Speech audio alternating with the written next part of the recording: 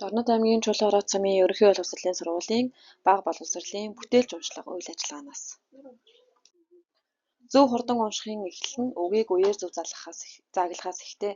Нэгдүгээр ангийн сурагчдад үеийг зөв зааглан хэлүүлэх, үеийн тоогоор алга таших, хэмнэл гаргах дасгалыг тогтмол хэлгэж ирсэн ба энэ нь зөв, хурдан, ойлгон унших чадварыг нэмэгдүүлэх ач холбогдолтой юм а. Уншлагын хурдыг нэмэгдүүлэх зорилгоор 6 минутын уншлагыг тогтмол хэлгэж ирлээ. 1-ээс 5 дахь анги хичээл эхлэхээс өмнө 15 минутыг үлгэр, сургамжит эхүүд болон цахим ном уншдаг уншлагын цагтаа оллоо.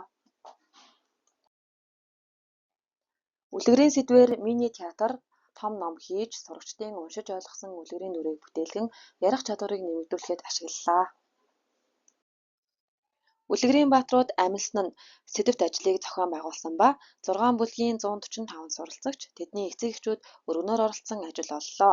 Үүнд 1-р анги Цасангоо ба Долоон хот Манжин үлгэр, 2-ын А Өнхрүүш үлгэр, 2-ын Б Эвдээ дөрвөн амтан үлгэр, 3-ын А Улаан малгайт, 4-ийн А Таа орчин 3 хүн Цасангоо ба Долоон хот, 5 дахь анги Долоон өндөгтэй Долон шаазгай үлгэрүүдээр оролцсон ба 3-ын анги тэргүүлж 2-ын Б анги удаах байранд орсон.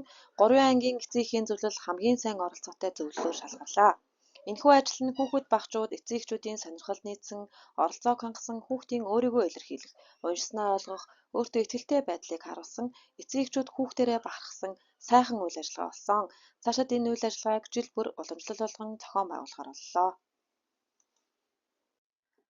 Асуудаг номыг 2, 3, 4-р ангийн бүх сурагчид 100% захиалан унших, утгыг ярих чадвараа нэмэгдүүлэн суралцаж ирлээ.